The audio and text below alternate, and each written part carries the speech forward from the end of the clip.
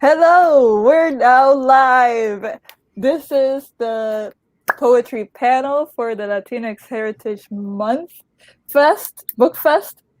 This is a community-run event hosted by Paola Guerrero, and I'm so glad to be here with all of you. We have an amazing panel of poets and writers and just overall icons. So I'm gonna start out by introducing them. So first we have Aida. Aida Salazar is an award-winning writer. She wrote The Moon Within and Land of the Cranes, which came out last week. They're middle grades in verse, the middle grade novels written in verse, and they're fantastic. Made me cry. And next up, we have José Olivarez. He's the writer of Citizen Illegal, co-editor of the LATINEXT anthology, which, look at it here. There's Jasmin, who's also a contributor. Next, we have Yesika Salgado. She's the writer of Hermosa, Tesoro, and Preciosa?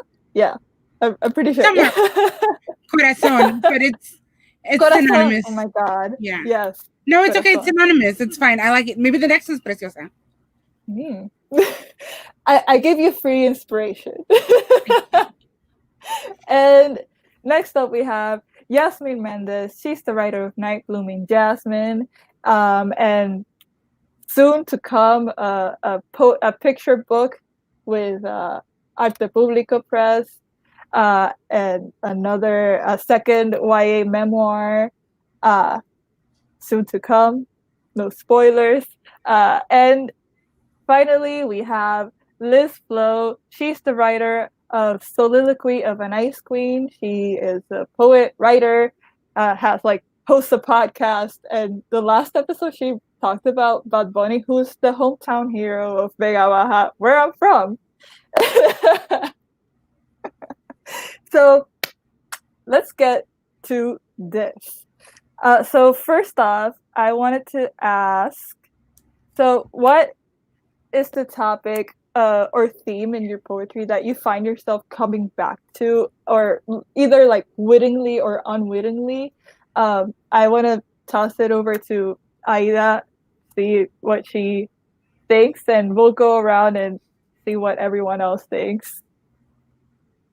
All right. Well, thank you. I have to just say thank you so much for pulling this incredible group together. It's such an honor. Thank you. And Paola, I know you're there somewhere in the world, but gracias, mujer. This is awesome.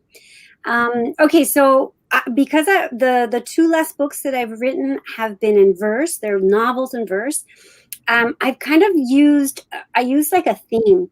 Like for The Moon Within, obviously it was the moon, so a lot of like lunar imagery was kind of woven in and out of the story, and so the story was broken up in four phases, the four major phases of the moon, and they had symbolism based on astrology and mythology and all sorts of things. So I kind of really kind of played with that theme throughout, and sometimes I kind of go overboard, but I kind of enjoy exploring, excavating that process.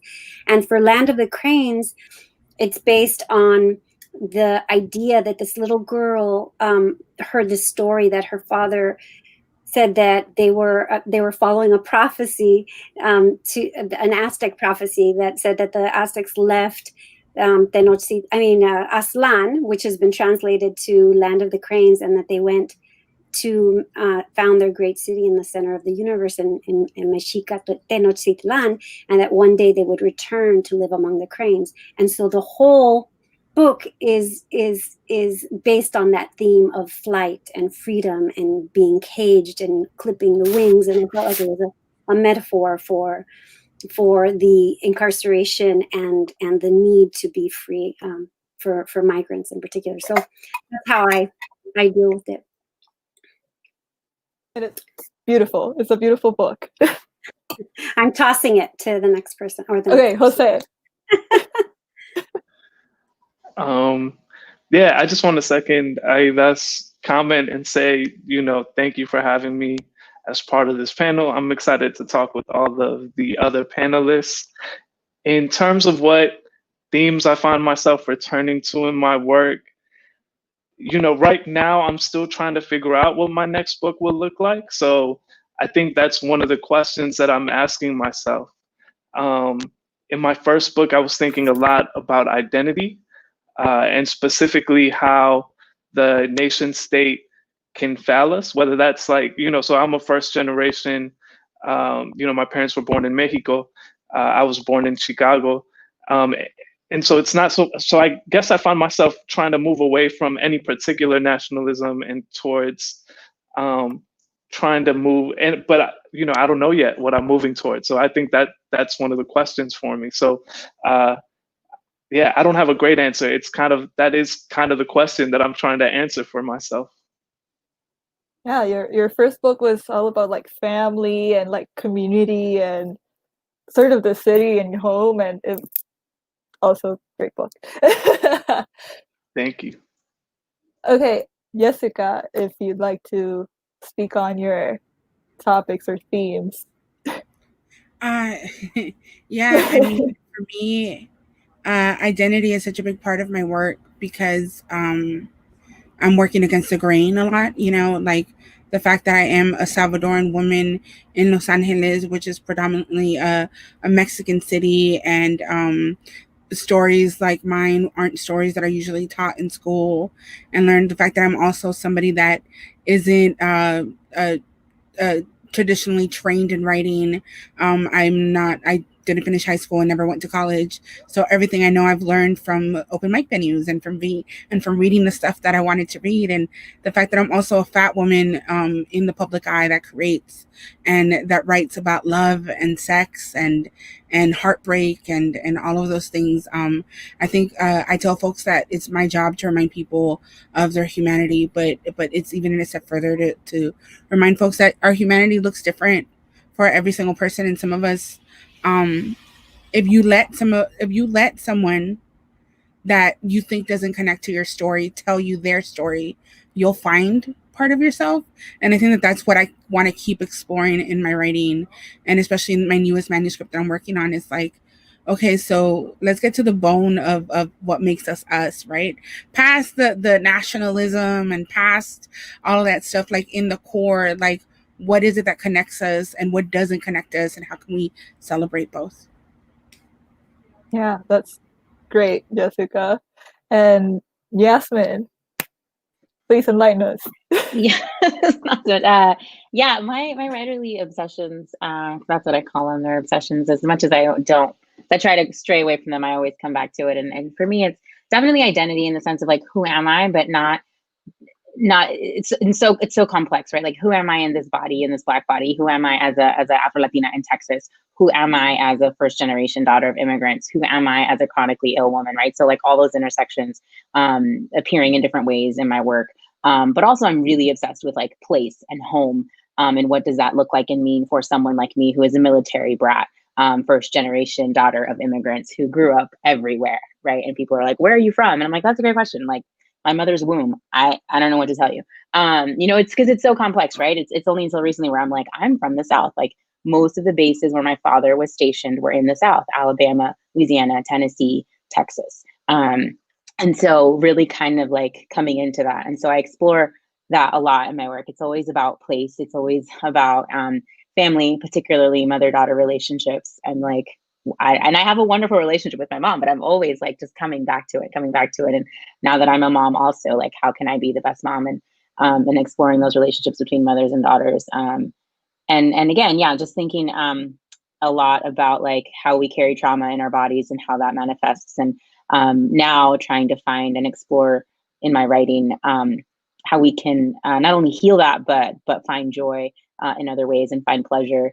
And relish in that and be unapologetic about our joy and our pleasure, because that is a form of, of revolution and of radicalism and reparations and on all those wonderful R words. And so I'm trying to make that become an obsession. It's hard, but I am seeking that in my work to infuse my work with more of that as I move forward. And always just like, I always think of like who I am when I'm writing it, and then who I was, like who is that person that I was that would have needed this, like at this age, at this time, or, you know, in the future, will I need this book, right? And like thinking about that person and who she was or who she will become, and writing towards that. I love that. Thank you. Lysz, please. So, I think in the beginning it was a lot of relationships and focusing on romance and heartbreak and, you know, kind of playing all of the boleros and being in my feelings for my poetry. And so that was my book, Soliloquy of an Ice Queen, just kind of finding myself and piecing myself back together. And I think now with all of the louder racism and the dehumanizing of Black people and Black women especially, I think I'm in a place where I need to be in an Afrofuturistic world where I can find joy, create a joy that is beyond anything that we're living now. And so I think that's where my work is leading me. It's really just like an Afrofuturist fantasy, connecting goddesses and mythology and creating our own kind of stories that I'd like to see in the real world. Those stories are definitely needed. I would have shown your book, but I have it on my phone. I don't really have it with me, but it's a beautiful book. So we sort of some of you touched on this, but how does your identity help shape the things that you write about and are drawn to? Aida? Okay. Well, it informs it fully. I've had many identities, and they intersect in different ways, in different spaces. As you know, a formerly undocumented person, as a bisexual person, as you know, a mother, as a wife, as a, you know, so all of these kind of realities of who I am, you know, collide sometimes, and most of the time I'm kind of trying to write them into existence. You know, for The Moon Within, I wrote a story about a Afro Latinx child, a Afro Puerto Riqueña Mexicana, who is like my daughter, and I wanted to kind of bring that reality onto the page, because I didn't see it, and I wanted my daughter to see herself. And I wanted her love of bomba to be on the page. I wanted her love of our, you know, Mexican culture also to be on the page. So you know, I write for children, and even though it's not necessarily my identity, I'm really kind of trying to insert children's literature with identities that I haven't seen for myself, and you know, those two books are only the beginning. I have so much more to offer. I've just finished this great short story to contribute to this anthology of queer middle grade stories, and I'm so excited about it, because you know, we haven't seen a queer Chicana in middle grade fiction, and to me that's part of my identity kind of coming to the fore. So you know, I'm punching and trying as much as I can to write it. And we love it. I love it. Jose. You're just like.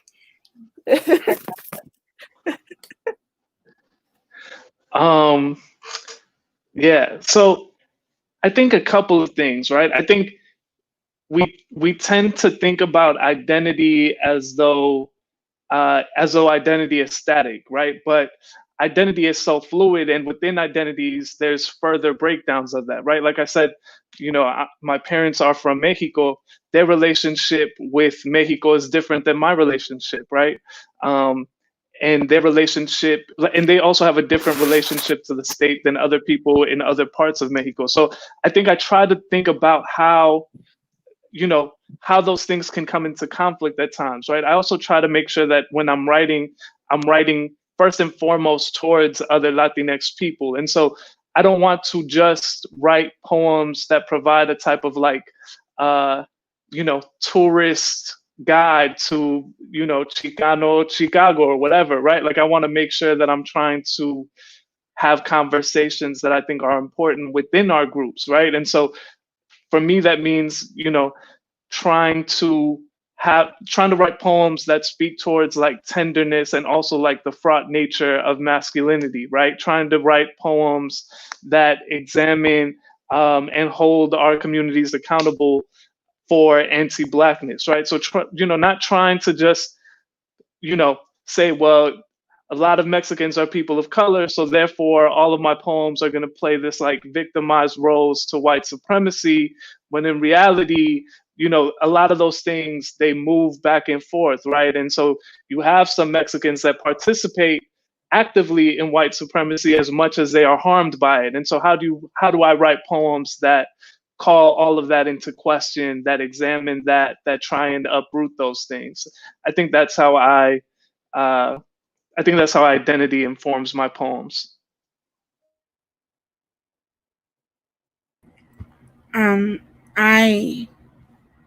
Jose, you give me so much to think about, but also for me, I like reimagining what. Or hear me? I think. Yeah. Am I muted?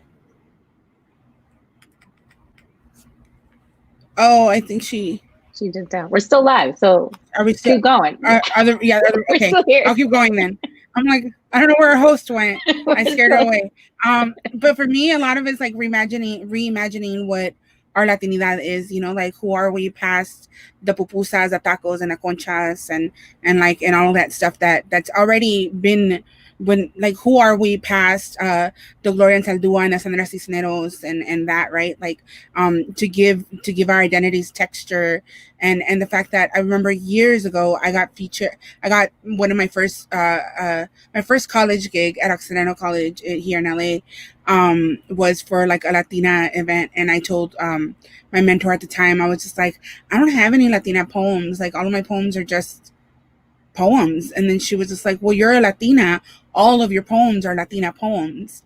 And so that's what I try to bring into my work. Like not everything has to be in Spanglish. And also I just like about whiteness and calling out whiteness, I like not centering whiteness in my work either. Meaning when I use Spanish, I don't translate, because if I use Spanish, it was for a reason. And if you're not getting it, then I wasn't writing for you. Sorry, my greñas are on my face. If I wasn't writing in Spanish, then it's not for you. And then also I write so much about getting lost in translation. So then my readers get to get lost in that translation and get to experience that. I'm not pandering to folks that don't necessarily connect with us, but that aren't necessarily, don't share our identity, but I am inviting people to find places to connect with us and to remember that we're all like, we're trying to figure it out, and I'm not like the poems about like the conchas already got written, like I'm sorry, I'm very concha centered right now because I just got commissioned to write a Latinx poem for Latinx Heritage Month, and they wanted me to write about like Latinx food, and I was just like, no, like I don't want to write about horchata. Like I could write about my mother and like what food means to her, but we're so much more than like what has become mainstream. And then I'm grateful for those things, right? Because those were pushing boundaries when they happened. But now what boundaries do we get to push? Like I get to talk about how my dad used to love the Beatles and like the intersectionality in that, right? And then like or anti-Blackness and how Black in LA, if you're a Latinx person in the US, you were very influenced by Black culture because that's the only place that we could actually see some of ourselves, right? Like on TV, because Univision isn't showing anybody that looks like me. You know, the Parkers were, and you know, and Monique was closer to me than Cristina, and so like I explore a lot of that in my writing. Like, where else can we see ourselves than when we got told where we could see? Yeah, I mean, I love what Jose said about like our identities are not static, right? And so I explore, you know, all of my work pretty much explores that sense of kind of like who, either I'm exploring someone that I was before, the girl I was before as, you know, a teenager, or I'm looking at, you know, who I am in that moment as a chronically ill, partially, you know, disabled, you know, Afro-Latina in Texas navigating a medical system, or you know, I'm writing poems about when I go back to the island and I am in a position of power with my blue American passport and my perfect English and my parents, you know, my American dollars, and what that feels like and how it feels like to be the one that is like, you know, I'm Dominican, I'm not Haitian to my knowledge, and what that looks like when I'm on the island and I see like, you know, some of my own family members and how they relate to Haitians and how they treat them and how they talk about them. And it's like, whoa, what are we, right? You know, like when you come from living in the US where you are the oppressed to then being, you know, for me in the DR, my people are the oppressors. It's like, holy shit, you know, like it's trying to navigate that and explore all of those different identities and relationships and your positionality within like place, right? Again, it goes back to place. Like your identity changes depending on like a lot of the times where you are and who you're with. You know, it's like I can be like, if I'm in a group of like women of color and we're all like even playing field, like that's a different identity. Like I'm able to speak and behave and act in a different way than I am when I'm sitting in, you know, a PWI staff meeting and I'm the only woman of color. Like I'm the only Black woman in the room. Like my identity changes. It has to change according to those circumstances, according to that place that I'm in and those people that I'm around. And so you're just like constantly shape shifting, right?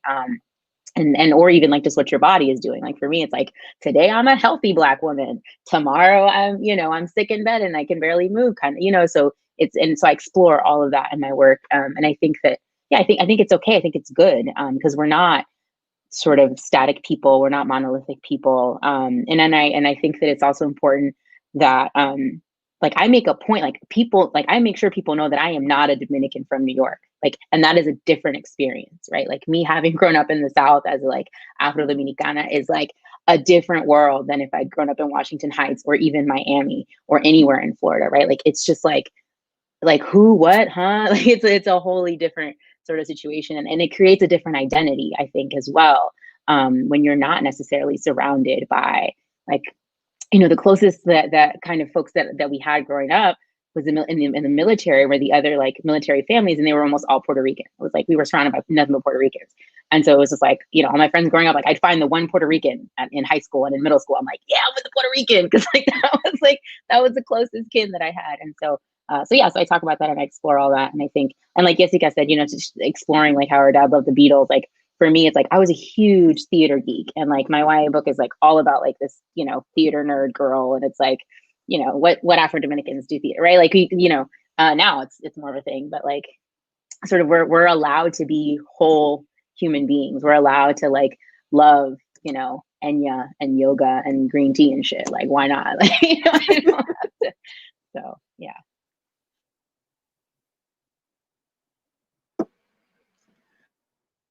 So I think identity for me, because I'm from Miami, it's kind of bizarre because it's like, yes, I've been surrounded by the Caribbean so much that whenever I go somewhere, it's like, why am I here?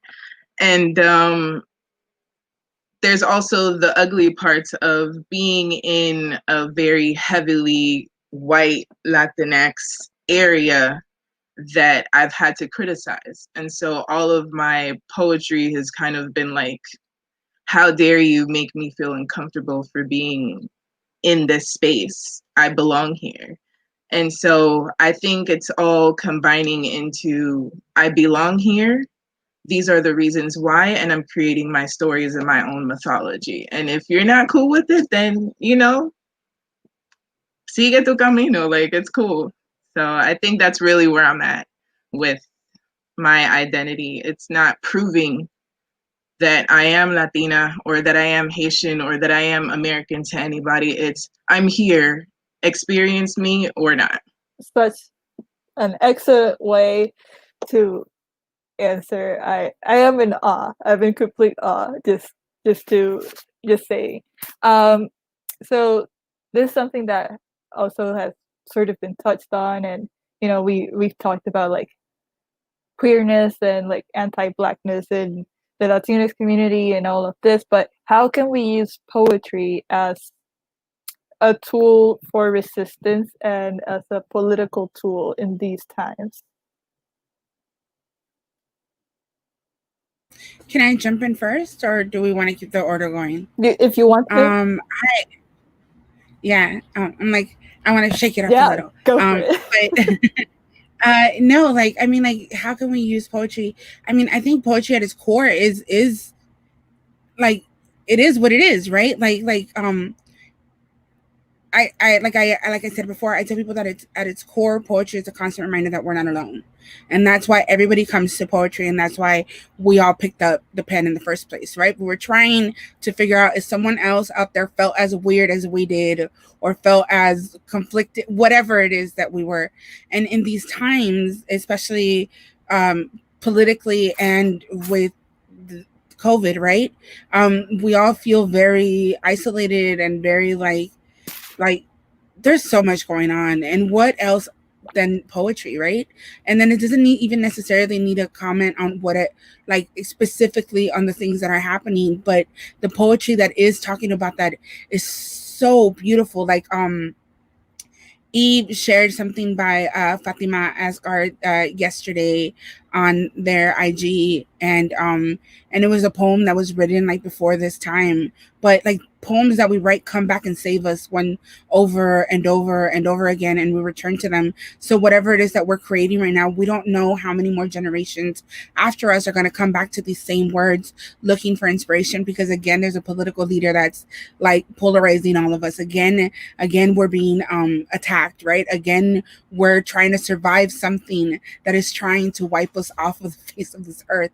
And so just by creating and showing up and writing whatever it is that we're moved to write, like even a poem about falling in love during these times is revolutionary, because the fact that someone can find something, some semblance of hope, you know, and that's what I've been trying to create, but also what I've been seeing my peers create that's been really like inspiring and moving, and also like revolutionizing for me. Like, oh, right now even the most regular ass things feel so unregular, feel so out of this world, and feel so magnificent. And so I'm just excited to see like how what we create now, we're writing right now to survive today, but I want to know how these words are also going to help future generations rise up. Yeah, I mean, I think, yeah, snaps for Yesika. I just want to chime in and just say, you know, like as scary as it is, the first people these folks come after, philosophers, poets, and artists, right? We're the first ones. Where they begin in burning books, they will end in burning people. And it's already happening, folks. They're burning and they're banning. So because they know that we have power. They know that our words matter. They know that people read our words and it changes things. It can change things. It can rise people up. And I think that it also helps us imagine and create the world that we want to live in, that could be possible, right? Whether that's Afrofuturism or, you know, it's just not sci-fi. This is real. Like, this is happening. Like, The Handmaid's Tale is here, motherfuckers. Like, so we need to like what, you know, and I think that, but I think our words can help create those possibilities, but also like inspire and give hope and provide joy and solace, or just like reprieve and like tune the fuck out. Like, I'm reading so much YA because I'm just like, it's refreshing. Like, it's just, God, just take me out of this world right now for a few minutes, you know, or even just, you know, like tasting words, like in poetry, like whatever, you know, whatever your literature high is, like seek it, find it, use it, let it inspire you and move you. And I think that all of that, right? Like if words didn't have power, like Twitter wouldn't be what it is. You know what I'm saying? Like, because that's what Twitter is. That's what social media is. Most of it's like words. It's words, and right, and it like, and yet it changes things or creates tension or division or unity, right? And so, and that's what poetry is. Although poetry is more than just words. I think poetry is a lot more too, right? Obviously. But yeah, I think that everything Yesika says is correct, and that, like, I wouldn't keep doing it if I didn't think it wasn't changing something or influencing, even just like that one person that then could change, right? Like the whole world. I think for me, poetry has always been Thank you, Jasmin. revolutionary. Yeah. Can you hear me? Okay. I think it's just poetry has always been the revolution. So it has informed us how to move. It has excited us in the times where there's hopelessness. People reach out to poets and to poetry. So I think it's just with the intention in which we create, share, and uplift others within poetry. And it really is where we are creating the spells that we want to see come out in the world. And they are eternal, and we're still reading Shakespeare. So like, if we're still reading Shakespeare, then we can also, all of us, be in this room and be read and inspire and inform. So I think it's just, we're able to create a picture through our words and give sentiment and emotion and words to things that sometimes people don't have words for. And I think that's where the revolution lives. Yeah, Aida or Jose, would you like to add to this conversation? I can jump in. What I always think about is Toni Cade Bambara has this quote. She says, "The job of the artist is to make the revolution irresistible." And so I think in part that's what I'm trying to do. I'm interested in writing really stylized poems, even if it is about the everyday, because I'm trying to make people see that the things that we tend to think of as impossible are actually very practical, right? Like, it's not a pipe dream to imagine a world where everyone has access to healthcare. Like, that's actually a very practical thing. Even though, it's made to seem like it's super far out or radical, right? Like, trying to get into the practice of imagining a world without police and without prisons.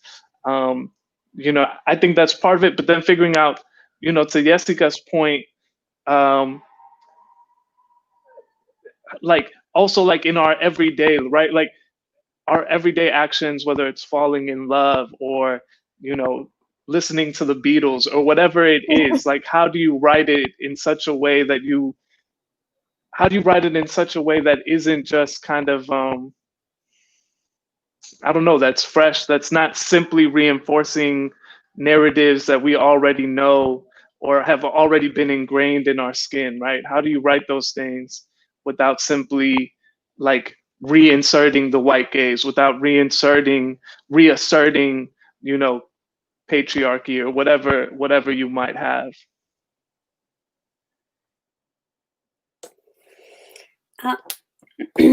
So for me, I write specifically for children, and because of all of what you all said, the political climate of this moment and past moments kind of really urges me to use poetry as a tool, the only tool that I have.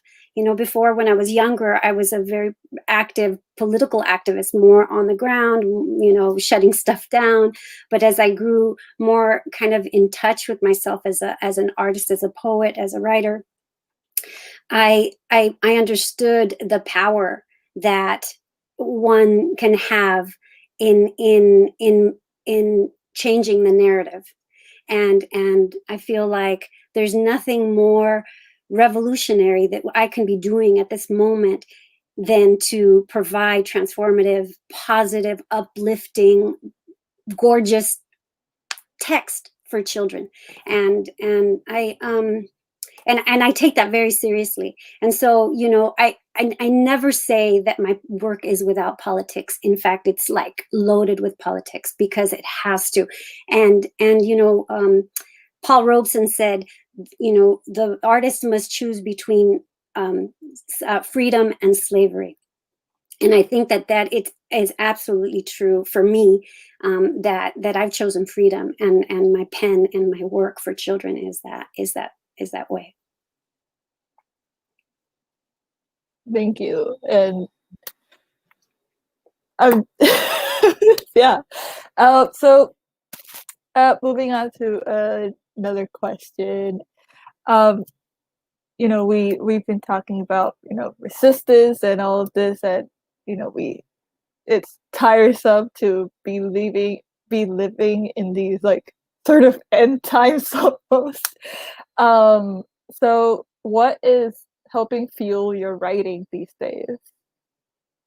What is keeping you motivated? What is keeping you awake and, you know, still writing?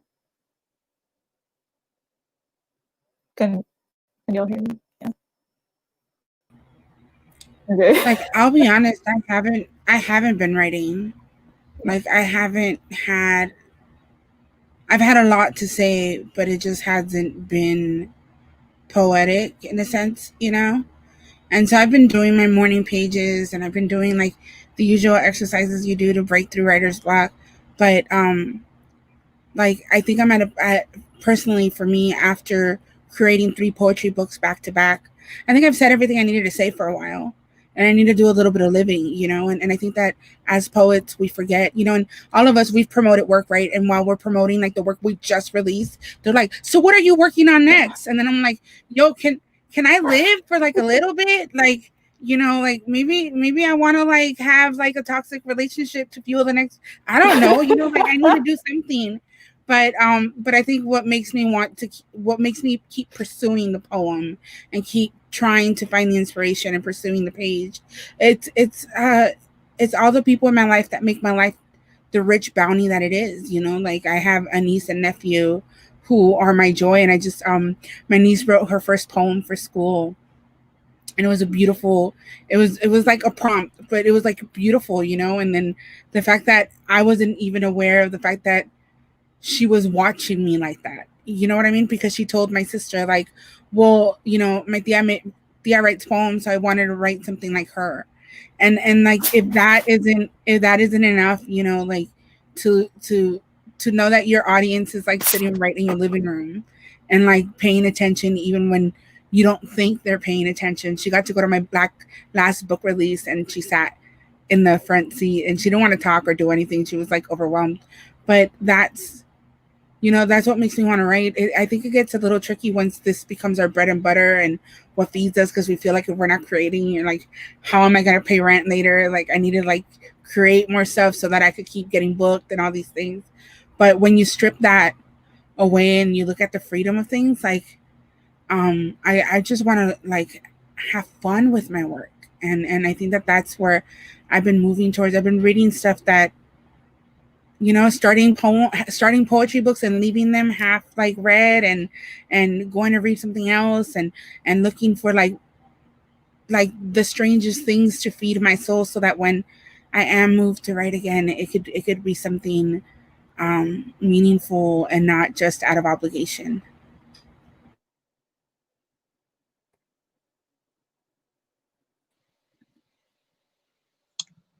Yeah, similarly. I mean, I have been writing a lot. Well, part of it is deadlines. Like, as you can say, like, you have to, you know, you got to eat. But also, like, you know, there's just things sometimes you just have to do, or you're working towards. But also for me, yeah, like I'm working on like I said, this YA fiction book. I don't write fiction. Like, I've never written a novel in my life. I have no idea what the hell I'm doing, but it's so much fun. And like, I want to fail, and I want to figure out what I'm doing, and I want to have fun with it, and I want to explore where it can go. And I'm like so obsessed with these characters who in my mind are like real people. Like, I think about them all day long. And I'm wondering, I think about what they'd be doing, or what they're thinking, and what they're doing, and their relationships, and all of this. And it's so much fun because it's so not at all how some of my poetry is. And so I've been able to find joy, and it's been a really good escape from, right? Like every time I write my characters doing something, I'm like, oh, they wouldn't be able to do that today. Like they're too close. Like, you know, like they wouldn't be able to like actually Social perform on distance, stage 6 right feet. now. You know, yeah. It's like, cause you know, even our theaters are closed. And so there's a lot of nostalgia in that for me also, like thinking about my theater days and my performance days and how like, when am I going to get to go back into a theater and experience the joy of a live audience? You know, it's like, there's that sense. And so I'm writing more towards that to like relive, like, God, I actually miss that a lot, you know? And yeah, and I think, it gives you something to do. I am not full-time employed anymore since the pandemic. And so, if I feel like I need to be doing something because I'll go stir crazy. I'm a doer. I'm a very type A productive. Like I have to do lists. Like every day I'm like, gotta check something off, gotta do something, you know? And so that helps me, to do that, I think. And yeah, but I haven't actually touched anything really, in about 3 weeks, because it's been hard. Personal things that have been going on that have been really difficult, with my family. And so I'm trying to hold space for them and know that the page will be there when I'm ready. The page will always be there.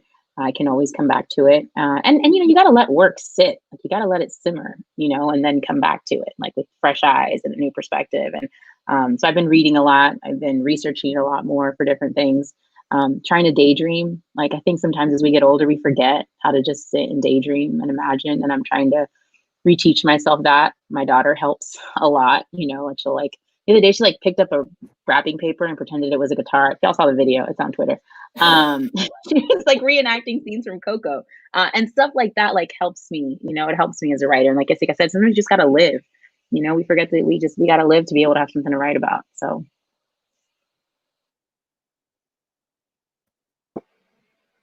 I'll go. I think a lot of it is just kind of the receiving of love in the ecosystem that I'm in right now, which oddly is because of COVID. So the sense of community that I've encountered, I've been really inspired by the Voodoo Knots Fellowship, which is an Afrofuturism fellowship. So like my mind is in outer space right now, just trying to create these worlds that haven't been experienced yet. So I think it's love and dreaming and hoping and creating that serendipity that I think has been missing for a while. I can go. I have not been able to write a whole lot during quarantine. What keeps me up at night is insomnia, just like hella insomnia, nothing productive. Um, and so I'm trying to be okay with that because I think sometimes it feels like maybe I'm wasting time. But then when I look at my days are so full of, you know, everything from washing dishes to cooking to going on long walks with friends when I'm able to. And so I just think it is what it is. You know, I think at the beginning of quarantine, I imagined that not being on the road so much, I would have so much more time to sit down and write. But I think the truth of the matter is that it's a lot of work being at home. And it's a lot of, you know, the moments where I do have time to sit and think, the first thing that comes to mind is usually anxious thoughts. So learning how to sit with that anxiety and not always freak out, you know, it means that I don't have a lot of space right now to write. So I do try to read when I can, but even that is a little bit hard. So I'm just trying to like be gentle with myself as I, you know, with everybody else, kind of learn how to sit in this pandemic in the middle of all of the other crises that are always popping up in the United States. Yeah, I would agree. I've been grieving a lot in this whole time. I feel like I've been trying to be very mindful, very connected to the pain outside of my own pain. You know, I lost my mother in December, and that that is just incredibly traumatic. I'm, you know, almost 50, but I long for my mother so much, and any kind of moment of quiet, I find myself grieving, and the grief kind of has extended out to everything else, you know, to the fight for racial injustice that is so righteously alive right now, to, you know, freaking, you know, the children that are still incarcerated, you know, in along the U.S. Mexico border, to just, you know, like, it just is so much. And and I'm kind of sitting with the grief, but I'm also processing it through my work. I always feel like poetry saved me, since, you know, my sister was 17 years old when she committed suicide, and I was 13. And that's the moment that I started writing. And if I didn't have that resource, that spiritual connection to poetry, I probably could have gone down that same path. And so it's my oasis, writing. And so I have to write in order to process the grief, in order to kind of understand my place and my feelings and my power within, you know, to change whatever circumstance I'm in. So all that to say is, like, I have to write. Like Jasmine said, I have to write. You know, I've never done therapy because I write. And although I want to do therapy, and we all need it, but that's kind of how I've processed. So. Yeah, I agree with everything that you all have said. I've also been really struggling with even like writing a word or two. So when I actually do get to write, it's like it's sort of like a godsend, like, oh, finally something. But it's still very sparse. So, you know, we're also like during this time of like we're talking in a panel like from different parts of the world, or at least in the United States, if Puerto Rico can be considered part of the United States.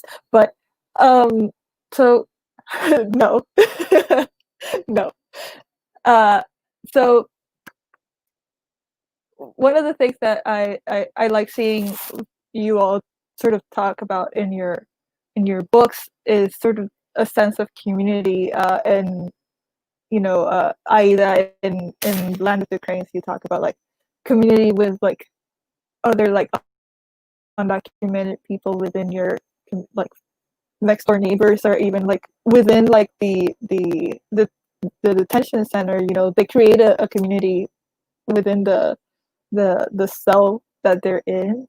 And you know, Jose talks about like this community in Chicago, and Yesika talks a lot about like the community in LA, which I loved reading about, and Jasminne about like how you connected with other people through like your chronic illness, and like being able to talk to someone about that, and there's also like, you know, connecting with like love and like heartbreak and all of that.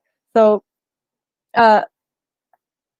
is that something you do on purpose? How does community inform the ways that you know, you go about the world, and how you decide to write about it? Why is community so important in poetry, especially?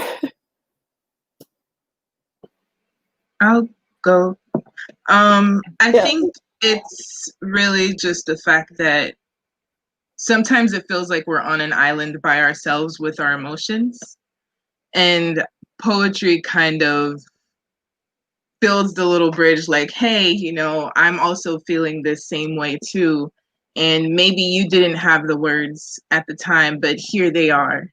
And it's kind of like, my intention is kind of like, this is the hug that I didn't receive through these words. And so that's the community that I think of, because I'm like, if I've been through this heartbreak and I've been through this toxic relationship, am I really the only one who has been bitter? Am I really the only one who has had to put herself completely back together? I don't think so, but I have the words for it. And so some of my most personal me talking to myself poems have actually been like the ones that's like, hey, I actually really needed this. So I think it's just by loving on me and reminding myself that I'm worthy, I'm able to share that with somebody else.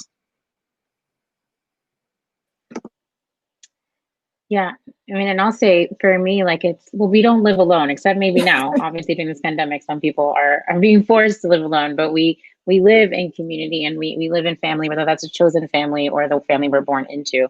And for me, it was I'm always weirded out, I think, sometimes with certain, with writers and poets who are like, writing is such a solitary act. It's so lonely. Like, yes, when you're at the desk, but like Yesika, I came into writing in the performance poetry world. I came into writing through open mics. So it's always been in community. Like I started writing within community. Like, yes, when I sit and I write my poems or I type my poems, I'm alone, but like it has always been with the intention of bringing it to the community, of like sharing it with the community. And so it's always a very weird thing. People are like, I never had a poetry community till I went to my MFA school. I'm like, where you been? Like, what you been doing?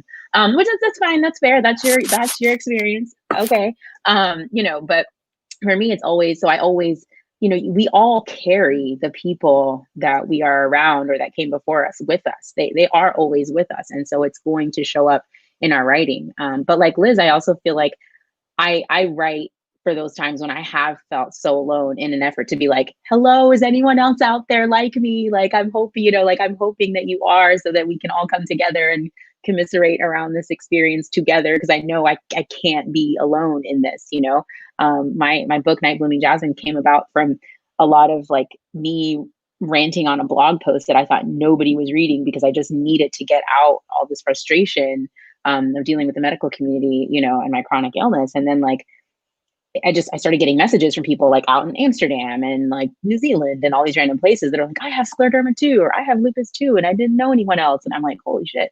So, our writing brings people together. And I think that it's only natural and fair to bring those people into our writing also, right? To think about that. And, and also for me, like, especially with Night Blooming Jasmine, like I was trying to write a book about like me and my experience. But then I was like, you know what, I'm not, like, my parents and Lupe, my spouse, and my friends are also dealing with the loss of who I was. They are grieving the Jasmine that they knew. They are living through this illness with me. Like they're watching me go through this. And what does that mean? And what does that look like? And how do I include them in this narrative of that experience? And so I think that, and it's important to think about the people in the community that we're surrounded by, and finding ways to talk about that, to speak on that, and to write about it.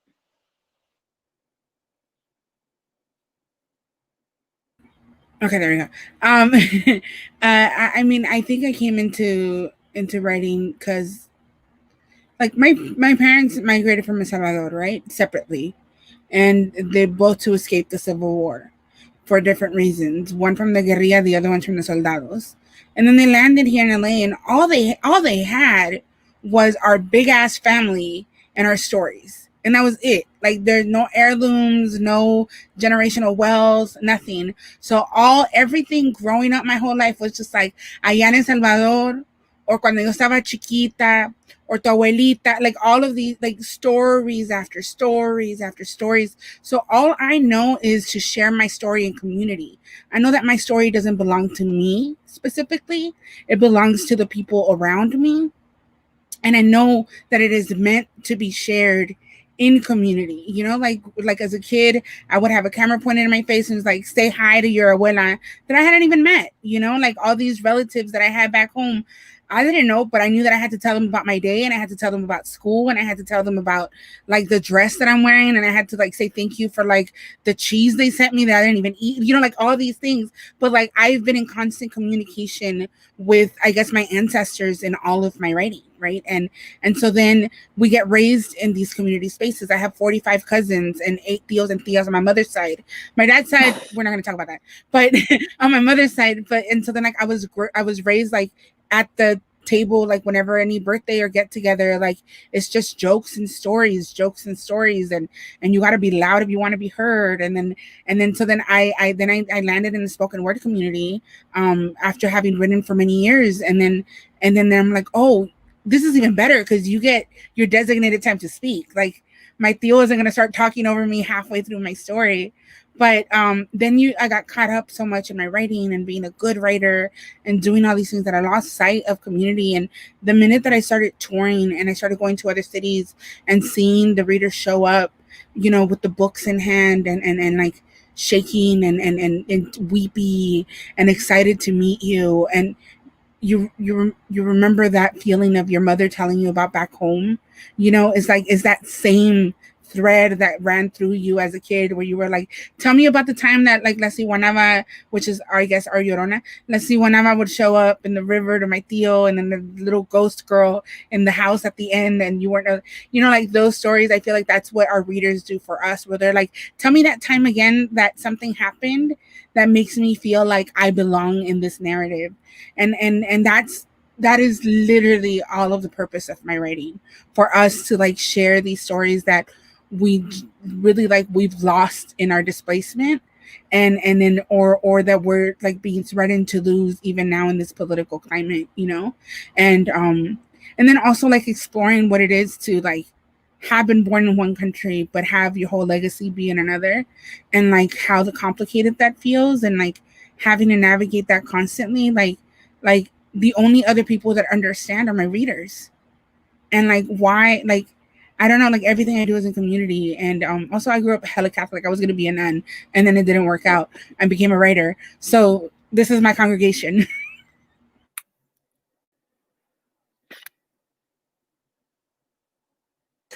Oh, go ahead.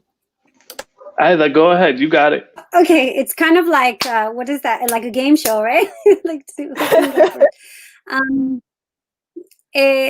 you know, I grew up also Catholic and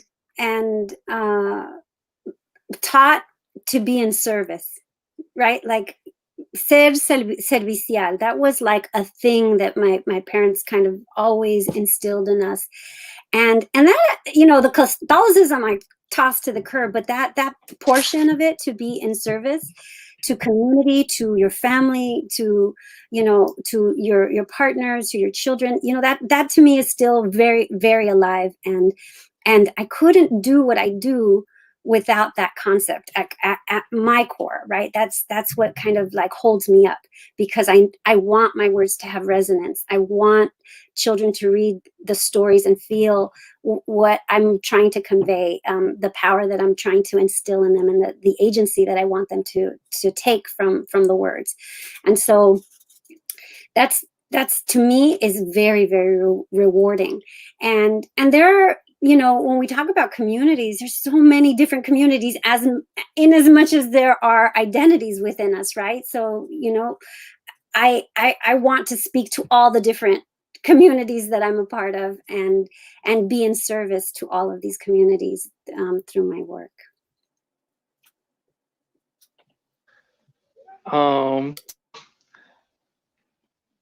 Community is important to me for a bunch of reasons. I got started writing also in spoken word, and I don't have a formal degree in poetry. So I learned to write poems by sitting in a room where it was like a feature and like 7 other people that were there to hear that poet speak, you know? And when I started doing shows, there would be like 2 people sometimes, you know, it would be me and the other person there. And we would like split a burrito afterwards or something, you know? And so for me, when I think about that, I guess when I sit down and I write, I know I've met the people that I'm talking to, right? It's not concrete and it's not just for me.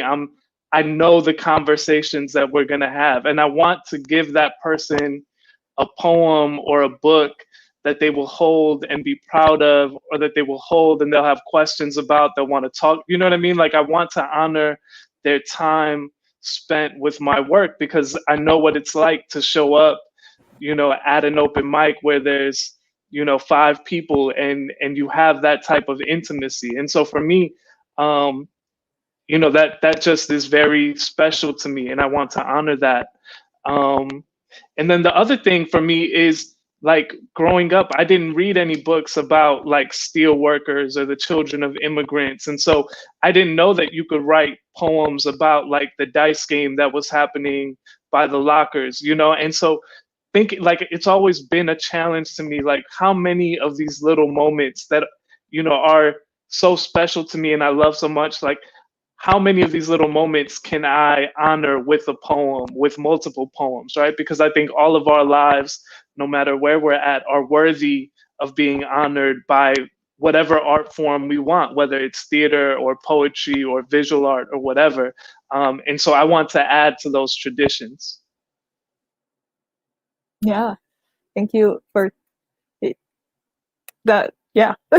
Yeah. So since I think we have like time for maybe one more question, and since we're talking about community, and you know, I guess you're all tired of plugging your own projects or your upcoming projects. So what's a book by a Latinx creative that has spoken to you recently, either like a book, a movie, a podcast, they play.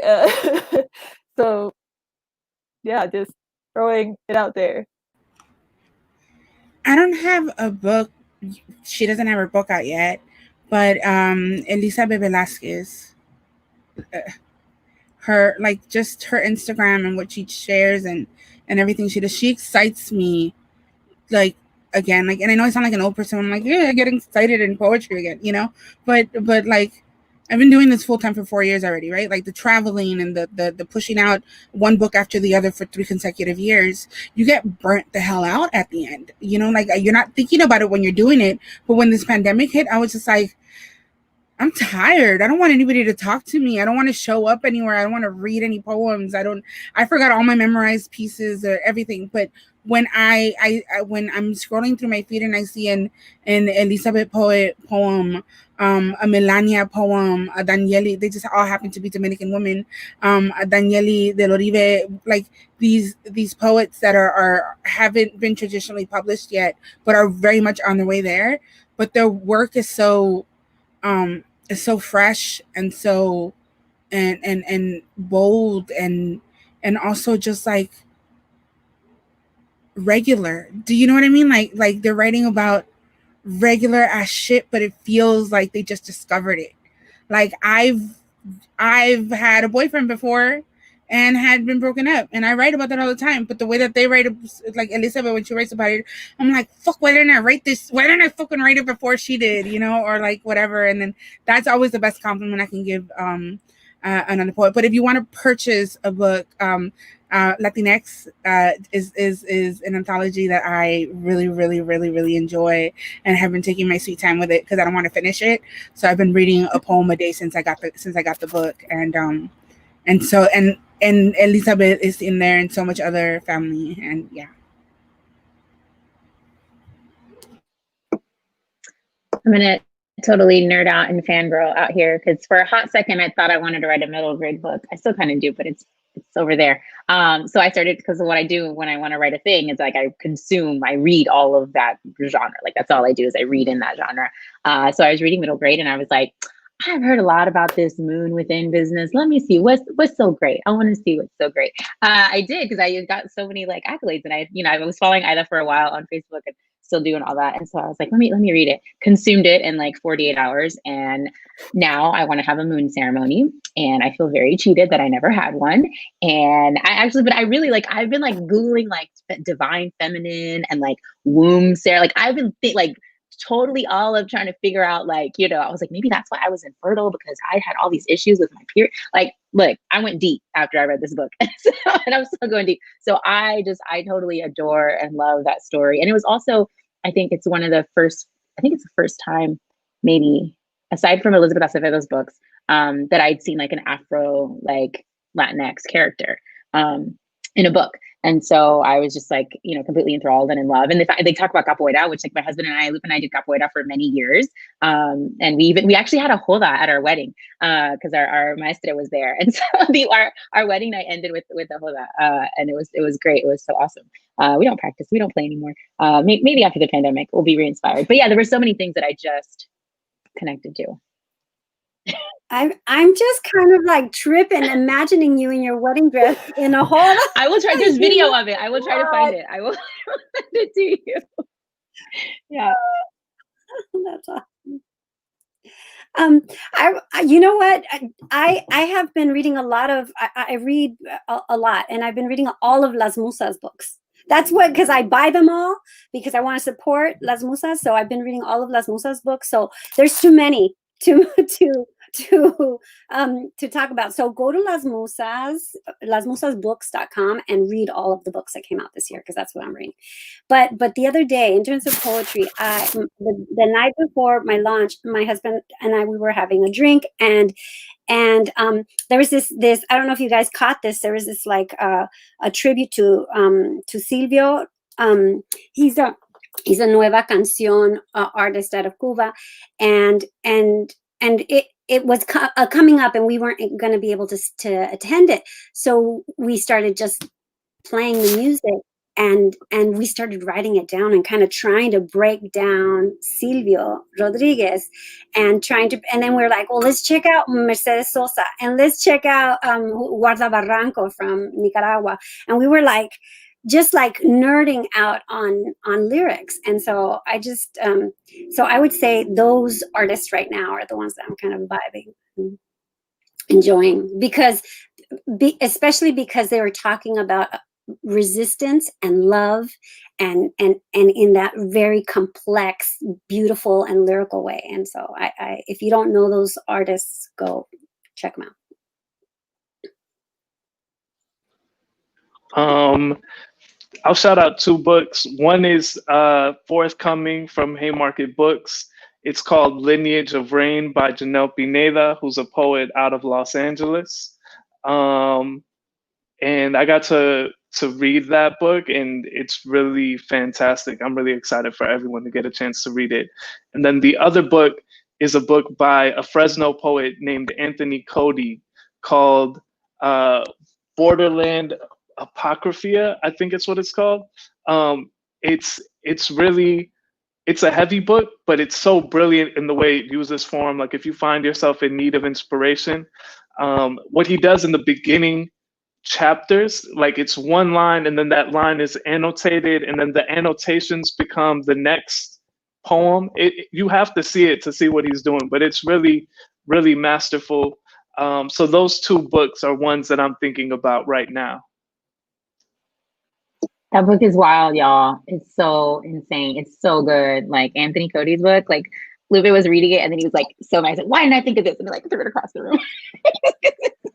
I'm gonna need what to he's get doing this. on the page. It's nominated for it's a long list for a National Book Award. So totally well deserved. Amazing. For me, it's Mela, and I actually had to like get it through the DMs and all of these things, but it was so like me arrastró por el piso. Like I was not the same person when I finished that book. So get at her for that. And then the next book that I'm still like savoring is Paola and the River of Tears, which like all of the El Cuco stories, and I heard it on audiobook, so it was like even more animated. And so that I'm just still savoring like all of the, like Chupacabra and all of the horror stories that we've had as kids, and I learned some new ones. And so that I definitely recommend if you just want to like leave this plane and be immersed into something that you're like, what on earth is going on? That. Yeah, well, thank you all for joining me during this time. I really enjoyed spending this hour and some change with all of you. And everyone, go out and get their books. They're all amazing. And again, thank you to Paola for organizing the Latinx Heritage Month Book Fest and this panel. I'll see all of you. Be safe. Stay 6 feet apart. Stay isolated, please. And thank you, everyone. I love you all. Bye. It's been an honor. And for those of you I just met today for the first time, I'm in love with you, so I'm gonna go look y'all up and get all I your already stuff. stand And, most of you. and Jose, it's always So- love amor. I'm gonna end the Thank you. broadcast now, but thank you all. That's it. And